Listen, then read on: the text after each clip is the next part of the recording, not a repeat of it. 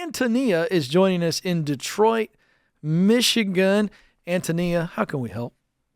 Hi, how are you? We're having a blast. What's going on? So my question today is, I don't trust my boyfriend with money. Uh-oh. Do we have a future? Whoa. I want to back that question up. Let's stop it. You added a second part to it that is not super necessary. You don't trust your boyfriend, period. Yes. What else do you not trust him on besides money? I found like him on these like social media, like talking to other women. He feel like it's not cheating. Bye, Felicia. Yeah. Wow. Bye. What's his explanation for that? I'm sorry, can you repeat that? What's his explanation? Because you said he doesn't think it's cheating, so I'm curious, what does he call that? Yeah, I told him, I'm like, that's cheating. Oh, it's not cheating because it's not in a physical form. I'm like, you're like lusting over women you're seeing online. Oh, boy. Bro, dude. Those gas lights are burning brightly, aren't they? Listen, Yes. Let me ask you this. So he's not here to defend himself. No. So let me ask you. You're the only person I got to talk to. Is that cool? Yeah. Why do you think so little of my friend, Antonia, that you're settling for this? Well, it's not that. Yes, it is. I think. Yes, it is. Why? Well, maybe you have a point. So, I'm a single mother. Yep. With a 3-year-old son. I'm new to motherhood. Mm-hmm. Me and the father, it didn't work out.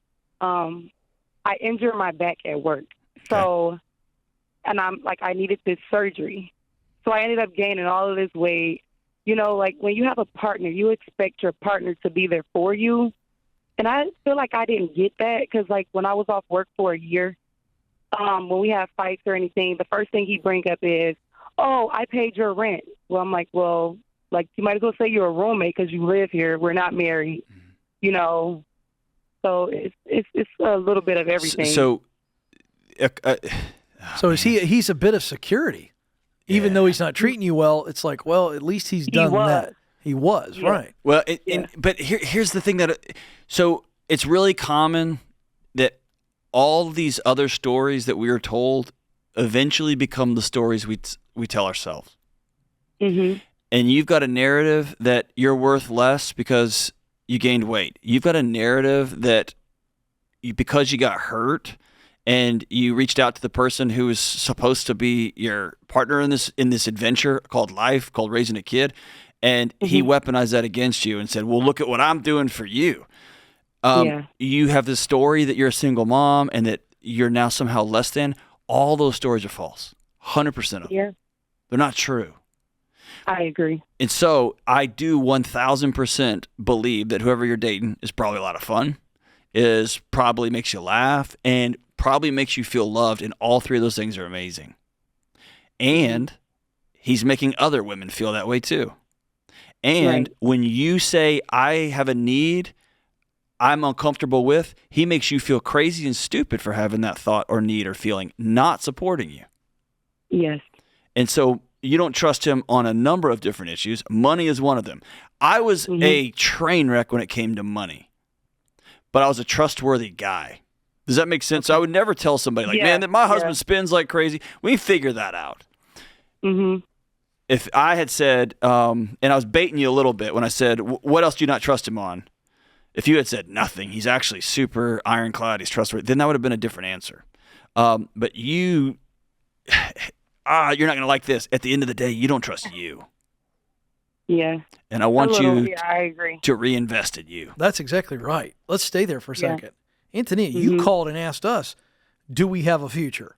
You know the answer, but John's right. You don't trust your answer, so you called these two yahoos to see what our take was. But your answer is what? Do you have a future with this dude, yes or no? I don't think so. No. But see, it's the I don't think so. John's onto something. You don't trust your own judgment to kick this guy to the curb. And you're worthy of being trusted, dude. You're an awesome mom. You're a great employee. You're a good friend. You're worthy of being trusted. Thank you. Is that fair? And I'm not just blowing smoke at you. Hey, trust me, you've listened to this show. I get it. If you were out to lunch, we would tell you. John, Right. I'm asking a question on behalf of my friend. Okay.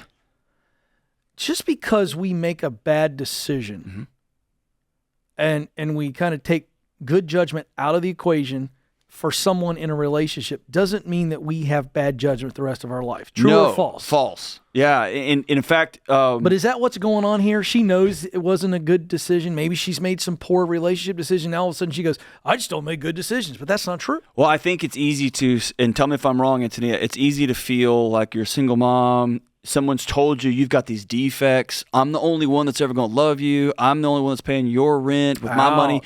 It's easy to make that that voice into your own voice, and you start telling yourself, like the manipulation. that's right. Boom. And then somebody walks along and they're willing to give you half of themselves. Right? I'll tell you I love you. I'll tell you you're pretty. I'll help pay you the bills. And brag you start about to think that's all. Yeah, and then and want credit for You're it. getting me for a discount, Exactly. And you start thinking, well, this is all that I'm ever going to get. Yeah. This is all this is going to be. 100%. And when this is especially real in couples that experience infidelity, people often think that like finding out that the person you're married to or you love cheated on you is the most devastating part. That is devastating. But the most devastating long-term thing, I think, is you lose trust in yourself. I can't believe I missed that. I can't believe that I'm worth this little. I didn't even know what a loser I was. Like you lose trust in yourself, and it's hard to do anything. It's hard to get a job. It's hard to stand up to your kids. It's hard to do anything in your community because you feel so small. And so I want you to hear Ken and I telling you, stand up, man. Yeah. You're worth too much. You got too much value, and somebody's going to recognize you for who you are.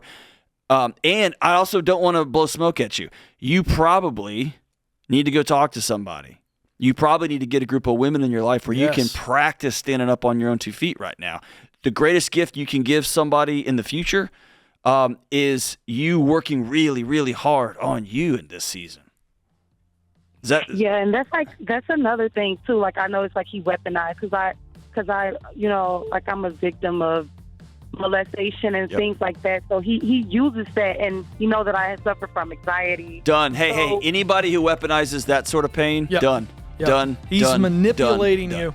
You know what? James would never allow it, but if we had time, I'd call the guy up for you right now, break up with him for you. I would dump him for you. Wow. It's not the kind of show we do. John, that's probably not healthy, but that's what I would like to do. This dude is a loser, and you know what we do with losers? We fire him. We get rid of him. You're out. You're done. No longer does he get to play in your world. You are worth so much more. Antonia, thank you. We believe in you. This is The Ramsey Show.